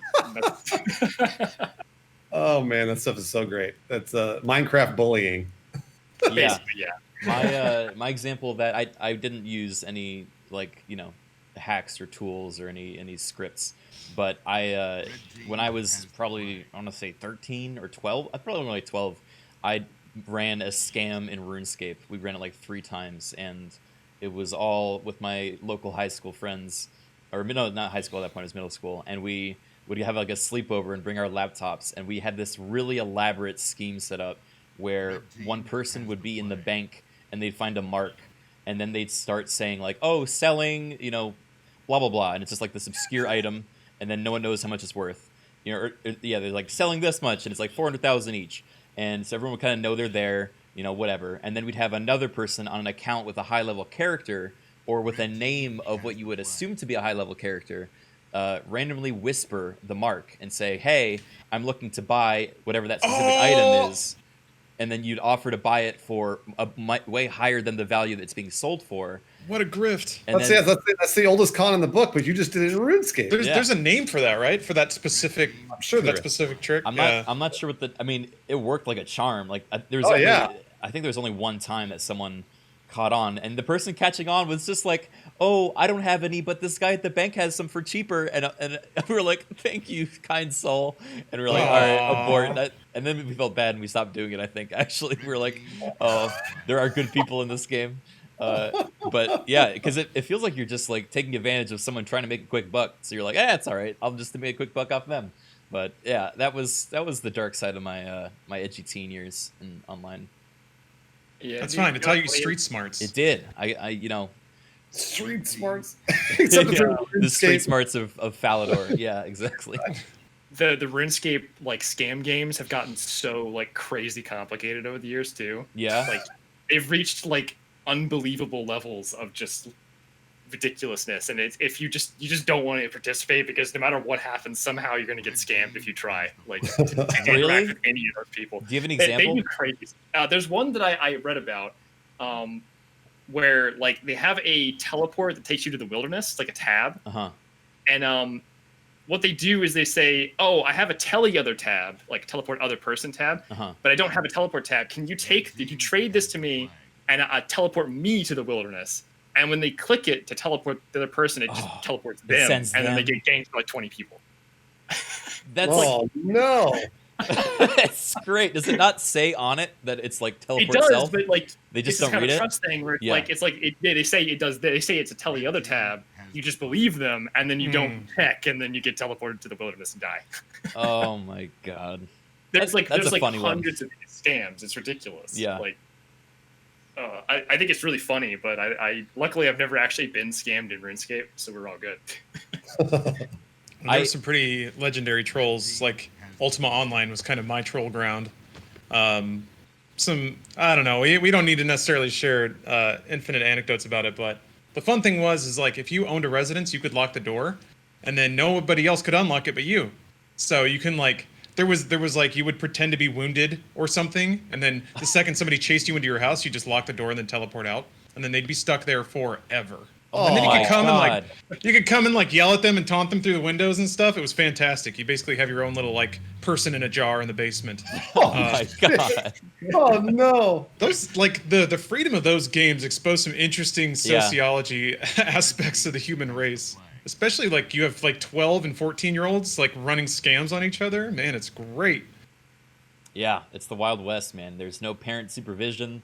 You just got to figure it out. Like even if you were to explain to your parent, "Oh yeah, I got scammed in RuneScape and here's how," they'd be like, just eyes go blank. They're like, "What you bought what from who at a bank worth what, and then you got messaged by who?" Like, there's no way you can describe. It's just a personal like hell or vendetta. This mark in your brain that you've got to live with. I learned that scam because someone tried it on me, and I like figured it out while they were doing it. And then instead of like being angry, I was like, "Wait a minute, that's so smart!" And then I like did it myself. That's just how they convert people. Did you ever hear about the moderator who worked at Jagex who was running scams? No, what? What? So there's a guy. His name is Mod Jed. I believe he's got an arrest warrant out now because like he was like basically embezzling the game's currency and then reselling it by like giving out IP addresses for DDoSing. Like basically like he was the inside guy for like a huge scam group. That is incredible. And like he got fired, and like I think there's a warrant out for his arrest or something now. And like, Oh my god. it's a hilarious story if you read into it. He could get arrested for something he was doing in RuneScape? Yeah, embezzling virtual currency is essentially what he was doing. But like also as a representative of the company, I imagine that's Yeah, the he bigger worked there. crime. Yeah, so like Right. he Yeah. utilized his position. Yeah. That's insane, dude. There's so many amazing stories on the internet that are so like neat. Like they're so niche, but also once you understand all the different factors in it, it's just I love it. I love it so much. Yeah, super interesting. Like we live in a world where virtual game currency is worth actual dollar amounts, and like stuff like that can happen because of that. Cool. I'm just I kind of, it's funny, I knew that that reverse engineering goes with a lot of different things besides modding, but I didn't realize that there would be so much more to it in terms of like cheats and stuff like that. That I feel like everybody sort of dived into that world at least a little bit, where you're like because I think at first you feel like it's not permanent because it's in a video game. Yeah. Which in some cases it's not, but I mean but in other cases actually is very permanent. Yeah, it's an interesting like psychological effect, right? Because you can convince yourself, you can rationalize it, especially when you're a kid. Like, oh, it's not real, it's a video game. But like, you really did screw over that person. You really did ruin their day, or like, take something that was worth many hours of their time and their property in some way, right? And that like that's a thing that as a kid you might not be comfortable with, so you find ways to rationalize it until you're older, and then you're like, wait a minute, no, that was actually really shitty that I did that. Yeah. Actually, Inferno, another question for you about kind of where you take your inspiration. Are there other mods or other modders that you follow, maybe even like popular modders that you've seen that they'll release a mod and you're like, holy shit, that's such a great idea. Like, why didn't I think of that? Or just people that you look to for inspiration in the modding community? Definitely Hyper. He's the guy. He does silly, like crazy reloading. And he's a really good animator who does silly things with it. Okay. He works for I think he works for what was it, like Titanfall 2 developer. Oh, Respawn? I don't remember which one it was. He works for like some big company now though. He does like real stuff. Oh, cool. There's a guy I'm following who's working on a Dark Souls 2 overhaul mod that I'm really interested in. His name's Stayed 3D. He's been posting like screenshots of it every few weeks or so. He's like, you remember how Dark Souls 2 was originally gonna be really dark and like have like crazy lighting? He's like restoring that into the game very slowly. Cool. And it looks great. I'm super excited for that for sure. Yeah. Let's see. Yeah. Anybody else that you've been like, even maybe just like following along on their career and kind of seeing where they're going? I'm trying to think. Like, I'm sure there is, but I'm just not placing anything right now. That's fine. The story that I've always heard, and I don't actually know if all of it is true, but the guys that made the Counter-Strike mod for Half-Life, they were like immediately hired by Valve, and then obviously they made they turned it into a full video game. That's the kind of thing that I was thinking about. Like, I wasn't sure if there was anybody that over the last 10, 15 years you've watched them go from just somebody who was modding occasionally to working at a developer or making their own video games. Yeah, the guy I was talking about before, a guy who works at 343. I guess he won't care. He goes by Cornman. He was a moderator. He did a bunch of development for Halo, and he was hired and works for 343 now. Cool. He's done cool stuff. He's done some really cool stuff in his career. That's great. I respect that guy. Yeah. Sorry, go ahead. That's all. Have you looked, or are you inspired much by like the Source filmmaker community? Because when those tools first came out, I remember I was like the end of high school, and I dove into it, and was really fascinated with like all the potential of it. I know it's more on the animation side, but it also seems to factor in so many different kind of mods and external assets that you can import into a game engine. That I always wonder if it's if it's on the radar of modders such as yourself. Hey, real quick, Criken, can we stop the car for a second? Yeah. I want to get into one of these side seats. Get a little bit of a different camera angle here. You want to drive? Nope. I've been driving the whole time, so. Oh no, that's fine. That's fine. I'm just. Can you get into any of these seats? You can't Wait. get into the ones there's like only a limited number of seats in a vehicle, so the front seat are the ones that work usually. Oh, okay. I was hoping I could ride at the very back. Yeah, unfortunately, like you can have seats back there, but they're like scripted seats, and they don't. They're really painful to set up. Got it. Okay. All right. I'm good. Sorry. Go. Oh shoot! I think I distracted so thoroughly. My bad. Continue. But you were saying, what were you saying? It was the source filmmaker and how that. Oh yes. I've looked at it before. It's super interesting. I love that it exists, but it's I'm not really familiar with Source. Source is one of those things I've barely ever touched. So I've not looked into it much. Yeah. Like I get what it is. It's like I think it's wonderful that it exists because it allows like so many wonderful animations have come from it. Mm-hmm. There was someone did like the JoJo Part 5 intro with TF2 characters like yesterday. Yeah. Even. And that was wonderful to watch. So yeah. I just wonder because like I think some of the best products that I've seen or been a part of online have come from collaborations with other creators that have complementary skills, and especially if you're looking for an animator or someone that that is interested in 3D animation. I feel like you'd probably find a lot of really talented people in the SFM community. So I don't know if that's a thing.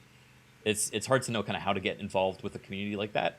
But just I guess by starting and like watching a bunch of people, and I don't know if you've found inspiration or individual creators that you like their work, but there might be a connection there if you're interested. Yeah, it's tough to. I don't know. There's definitely some people I'd like to work with, but I'm like drawing a blank right now for some reason. I'd have to like go. Oh yeah, I'm not putting you on the spot. I just saying that like I don't know. I wonder if you've done that before, like reaching out to a creator because. Oh yeah, actually, I've tried a few times. Yeah, I don't think I've ever gotten a response though. I mean, that's what I did with you, bud. I reached out to you on Twitter and I was like, "Hey, I like what you've done a lot and would like to chat if you wanted to." I think that worked so well because I knew who you were already. Mm-hmm. Like I was like, yeah, I've seen your videos before. I've known who you were since like 2010 or something like that. So that was kind of surprising to me in the first place. Well, I got lucky then, but I think there's other creators out there that that are open to that as well, or I'd like to hope so, because I think things are always better when we work together. It sounds like a song. No, Criken's right. I actually wholeheartedly agree, Craig, and I feel like that's something that even because I actually get that a lot, where somebody will reach out to me and be like, "Hey, man, like, do you want to do this? Or you want to do that, or whatever?" And it's not always as simple as just like reaching out and be like, "Hey, do you want to play a video game with me?" But sometimes it can be like, I've got this crazy idea where blank and blank and blank, and it's like, well, that might be the right time for that idea. You never know. Speaking of which, we have officially arrived back at Red Stretch Team my legs. base. Yeah, let's get some corn nuts and Diet Dr. Pepper. It really does feel like we just went on a road trip. That was really this original Desert Bus map, the one that I drove back in November. That one was so much more boring than this one. This one is so much better, Inferno. You have improved it so much. Yeah, that's what a ton of 3D modeling will do when you actually like try to build a full desert instead of just copy pasting a road infinitely forward. Yeah. All right, and with this, we shall conclude the podcast on the completion of this flag. Any final words? The two of you, three of you, Bruce in the sky. How about? Oh, I was gonna. You tried. He tried to kill me. Oh, he's trying to kill you. Yeah. I planted the flag. I was hoping you wouldn't turn. I was like, I have final words. It's patreon.com/InfernoPlus. And then what's your YouTube channel, Inferno? it's just youtube.com/InfernoPlus, I think. Awesome. Okay. Well, thank you so much for coming on and having this chat. I don't know about you guys, but I had a great time. I Yes, that was very learned so enjoyable. much. Yeah. I don't trust this. Criken's sizing me up right now. Ah, damn it! I couldn't find my grenade button either. Oh, I hit every button on my keyboard. I couldn't find it. It's just panic. All right. Yeah. Ugh. All right, I think we'll wrap it up there. Stickied me. You gave me the old sticky Criken. God damn it! The old sticky Criken. How could you do that to me? Thanks again, Inferno. Everyone go check him out on YouTube and Patreon. If you want to see more crazy shit like what we just experienced over the last hour and a half. Yeah. All right. Thank you, guys. All right. Thank you. Take care, everyone. All right. Bye, everybody. Bye-bye. Whew. What a good show. Hi, everyone. Sorry I didn't really talk to chat that Sirler much. left chat. Oh, God. I don't even know how to open up the chat. We're not doing voice chat.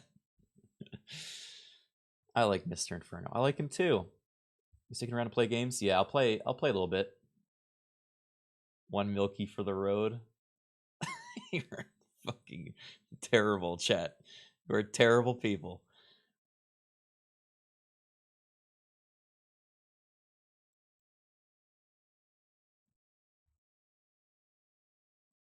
All right, let me just save this audio file.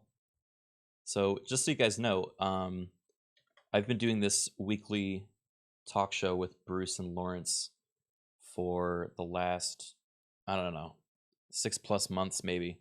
And we're going to try something new where once a month I'm going to basically have another one of these style shows where we interview someone from a different kind of side of the internet and talk about, you know, their life and what they do. So I'll be streaming that on this channel each time. So this was the second one. The first one was with the Vulgan.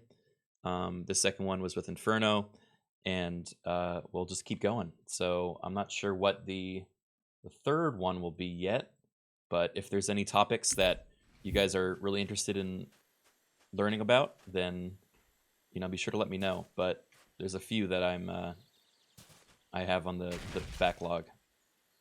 Maybe we'll even bring Dave in, and we'll have a real deep dive into Halo or into Sonic. Yeah, arcade would be a great choice. Yeah, Germ would be interesting as well. I mean, it's partly meant to be like let's learn about their history and what brought them to where they are, but it's also just kind of about a specific kind of niche part of the internet that they are passionate about. Ooh, Worthy Kids? Yeah, that's a great choice as well. Critical? Yeah, I did appear in one of Critical shows. Oh, there's that death thing. We can always bring him on as well.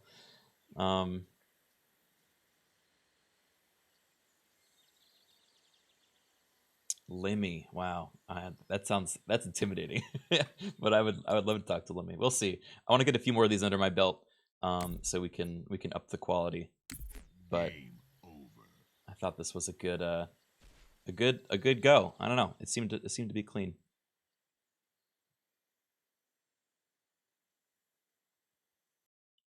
Join channel voice squad. Oh God. Left channel all. Left channel team. Left channel voice team.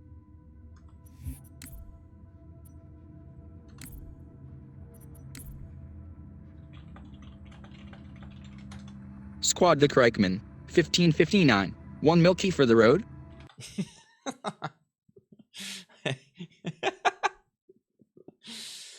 I did it. I'm sorry. My moderators are actively angry at me.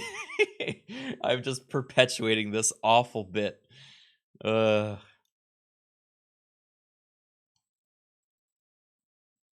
right.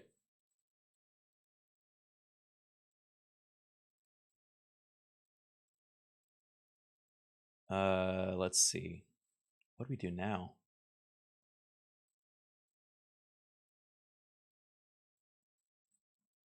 What do we do now? I don't really have a backup game planned.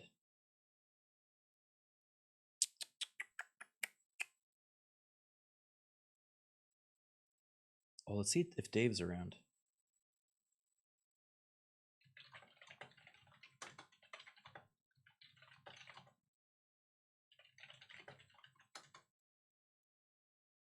Is there any topic in particular you'd like to delve into?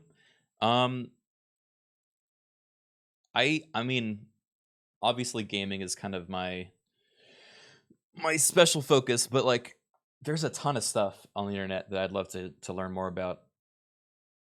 Could be anything, from like Warhammer lore. We did SCP lore on the first episode. An AMV one would be nice. Yeah.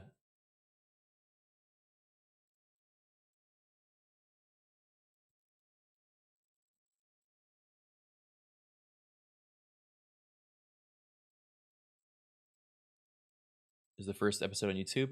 No, but we're gonna start uploading them now. I wanted to do another one before we started, but the first one will go up, I think, sometime soon. We'll do a the Vulcan episode first, and then this one will come up next, and then we'll probably upload a few more after that. Young Scrolls, that would be interesting. That'd be fun.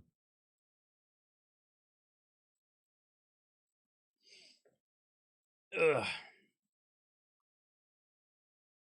I'd love for you to talk to a writer on a AAA game about the scripting process.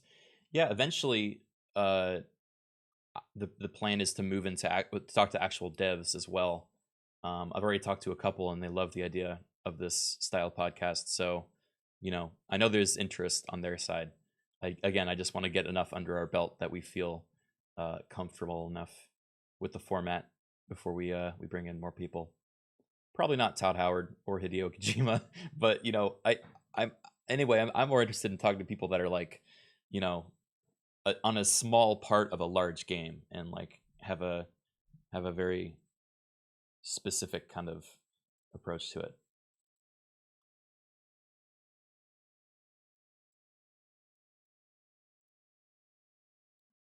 Okay, I'm gonna take a quick break to set up for the next game and figure out what I'm doing, get some water and all that. So I'm just gonna go ahead and make this the pivot part of the stream.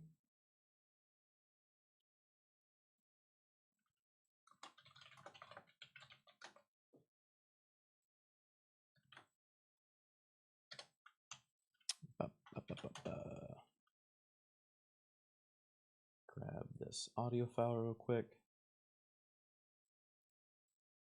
I had to have chat minimized during that. I'm sorry. So I forgot. I didn't get to see any of your comments. Were people digging it? I'm sorry I didn't get to read any questions if people had them, but eventually we want to factor in a part of this where the viewers can actually submit questions and topics that we will bring up with the person we're interviewing. So you guys will have a bit more of a say in what's talked about if there's like a specific question or something like that.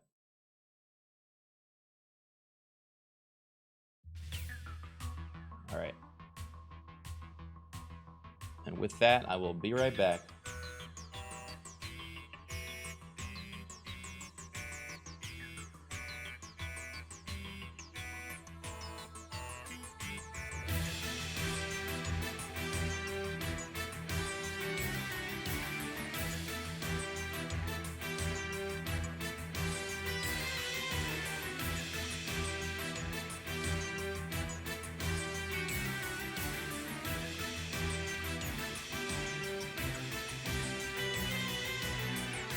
All right, we're back.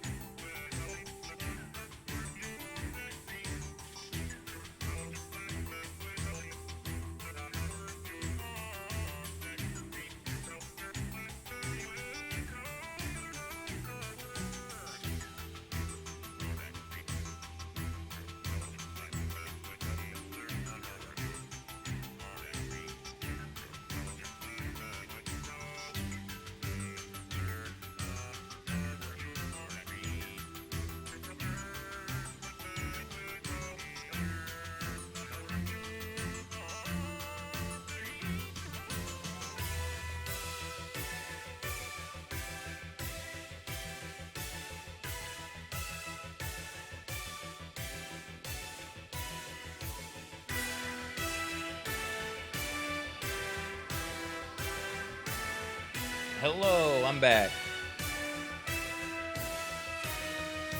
Bum, bum, bum, bum, bum, bum.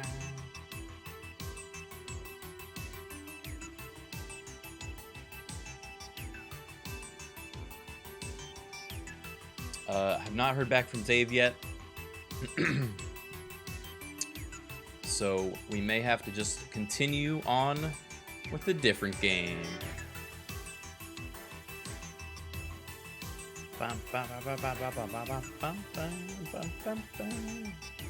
Sorry, I'm just uploading my audio from the podcast real quick. And then I'm good to go.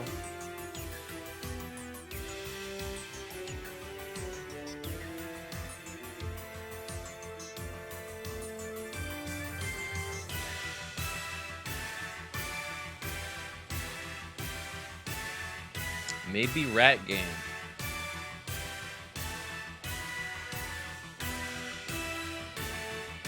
Maybe Rat Game.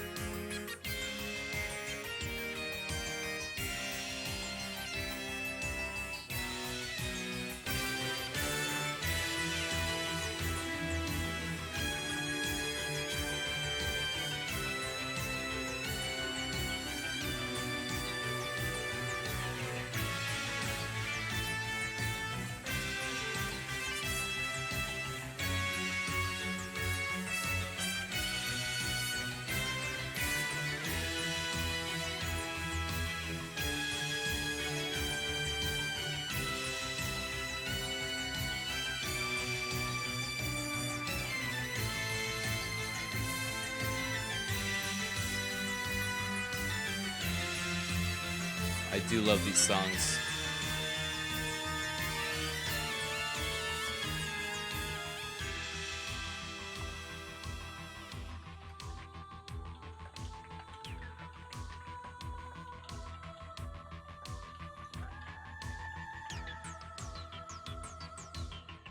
Let's check real quick to see if people are around.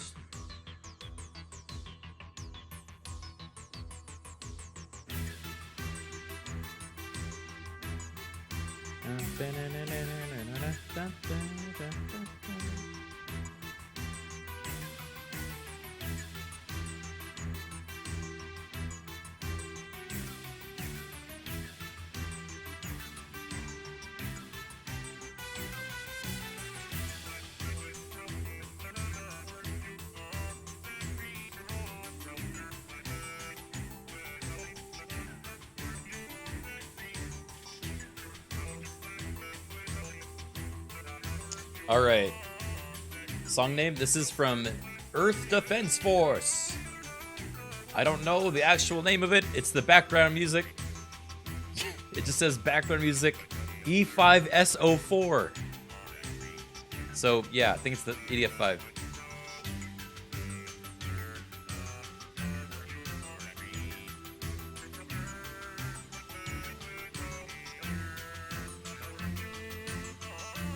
All right. Our options are Risk of Rain 2, Total War Warhammer 2,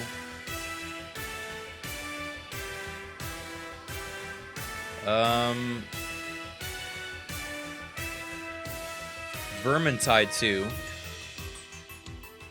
A lot of 2 games. Only 2 games.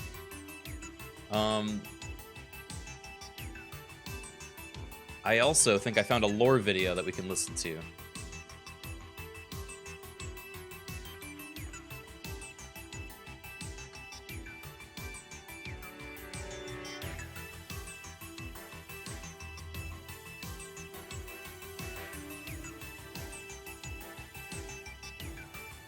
It is from the Book of Koyer. And it's Warhammer fantasy lore. Bam, bam, bam, bam.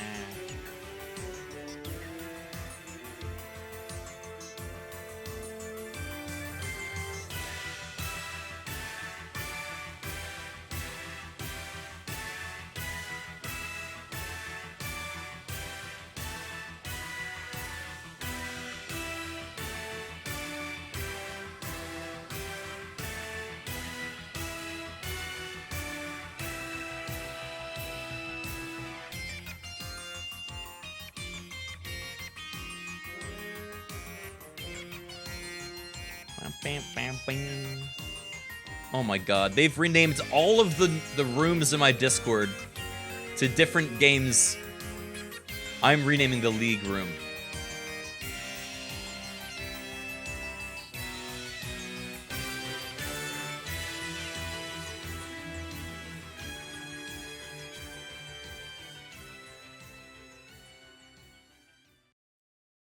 All right, there we go. I've decided on Vermintide. I feel like playing Vermintide right now.